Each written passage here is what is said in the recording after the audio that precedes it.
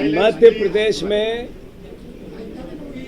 पिछले 20-21 साल से भारतीय जनता पार्टी को 98 के बाद 5 चुनाव में प्रदेश में भारतीय जनता पार्टी ने चुनाव जीते हैं। मतलब प्रदेश की जनता ने उनको वोट किया है। और पिछले 20 साल में करीब 40 एग्जाम ऐसे जिसमें घपले और घोटाले हुए, भर्तियों में घपले और घोटाले हुए। ये मैसेज क्या है? अभी भ्रष्टाचार की डबल इंजन की सरकार चल रही है। देश में नेट और प्रदेश में नर्सिंग, ये डबल इंजन भ्रष्टाचार। इनके जो कैप्टन थे इन भ्रष्टाचारियों के मध्य प्रदेश में, वो तो चले गए कृषि मंत्री बनके, और जो ये नीचे के पदाधिकारी थे ये नर्सिंग घोटाले और अलग अलग तरह की एग्जाम्स में धांधली कर रहे हैं।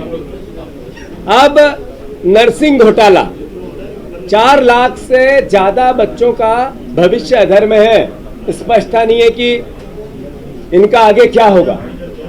हाई कोर्ट के निर्देश के बाद भी करप्शन होता रहा। सीबीआई के जांच के बाद भी सीबीआई के अधिकारी चोर बनते और दिखते रहे, आप लोगों की कृपा से सार्वजनिक होते रहे। उस समय जो नियम कायदे कानून बदले गए, जिस मिनिस्टर ने बदले, आखिर इतने बड़े करप्शन के बाद, इतने बच्चों के भविष्य के गर्त में भेजने के बाद उस मंत्री पर, विश्वास सारंग जी पर क्यों एफआईआर नहीं होनी चाहिए? क्यों जांच के घेरे में नहीं आनी चाहिए? क्यों उस समय के जितने नर्सिंग के रजिस्ट्रार और जो संबंधित लोग थे, मुख्य लोग थे, जो गुप्ता, इनका विश्वास सारंग जी के स्टाफ में था, उसके फोन की डिटेलिंग जांच क्यों नहीं होनी चाहिए? सवाल यह है, कांग्रेस पार्टी विपक्ष में है, अपना दायित्व निभा रही है। सदन में सारे हमारे विधायकों के साथ नेता प्रतिपक्ष जी ने साक्ष्य के साथ सारी बातें की, प्रमाण के साथ सारी बातें की, सब बातें तथ्य और तर्क के साथ रखी, कागज दिए, डोमेन में है।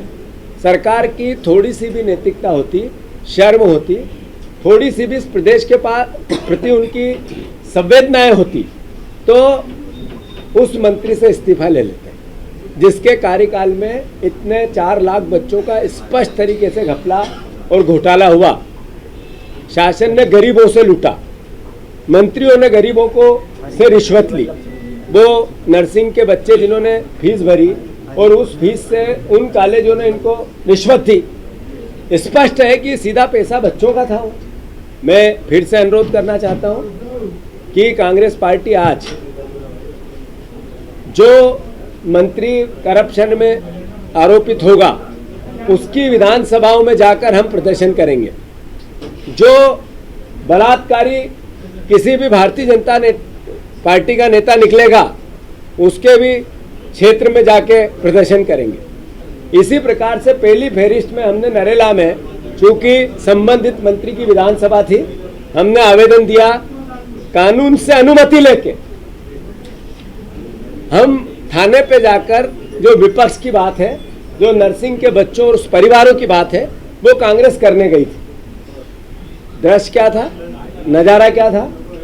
थाने के अंदर जिस तरीके से बीजेपी के कार्यकर्ताओं को लाके बिठा दिया, मैसेज क्या था? चोर की डाडी में तिनका। इसका मतलब है कि करप्शन किया है और फिर प्रदेश को मैसेज दे रहे हैं कि हाँ हम चोर है, उसके बाद भी डरेंगे नहीं। हमने आपके बच्चों के भविष्य का गला घोट दिया क्योंकि आपने हमें वोट दिया था, फिर भी हम डरेंगे नहीं। ये मैसेज था उसका। तो प्रदेशवासियों, मेरा आप सबसे प्रार्थना है, कांग्रेस पार्टी की प्रार्थना है, आदरणीय दिग्विजय सिंह साहब, आदरणीय उमंग सिंगार जी, हमारे आरिफ मसूद जी, मुकेश नायक जी, हेमंत जी, सारे हमारे सचिन, हमारे अतीक, हमारे एमएलए हैं। हम सारे एमएलए शांतिपूर्ण तरीके से, पीसी शर्मा जी, सारे एमएलए, हमारे एनएसयूआई के अध्यक्ष जी, सब हम गए थे और अपना आवेदन कई कार्यकर्ताओं के साथ जिला अध्यक्ष और शहर अध्यक्ष की अगुवाई में हमने दिया। जिस तरीके का पुलिस का व्यवहार था, शर्म आती है कि पुलिस बीजेपी की कार्यकर्ता बन गई है और कानून संविधान से नहीं चल रहा है। कानून बीजेपी के संविधान से, बीजेपी के पार्टी के संविधान से चल रहा है। इसकी भी हम निंदा करते हैं और हमारी लड़ाई जारी रहेगी। नर्सिंग के छात्रों से संपर्क करके, नीट से पीड़ित छात्रों से संपर्क करके इस आंदोलन को और प्रदेश में बढ़ाया जाएगा। जब तक विश्वास सारंग का इस्तीफा नहीं होता है तब तक कांग्रेस हर स्तर पर, वो चाहे सदन हो, चाहे सड़क हो, चाहे हमारे नर्सिंग के परिवार के जनों से मिलना जुलना हो, या किसी भी जगह जहां अवसर मिलेगा, हम इस अपनी मांग को करते रहेंगे। फिर से विश्वास सारंग इस्तीफा दो, विश्वास सारंग इस्तीफा दो। क्लियर, एक ही आवाज है, इसलिए कि वो भ्रष्टाचारी और एफआईआर हो, जांच में आए, उस पर जो दोषी हो उसकी सजा मिले, सब एक कानून अपना काम करे। हमारा नर्सिंग परिवार के पीड़ितों के लड़ाई लड़ने का दायित्व हम निभाते रहेंगे।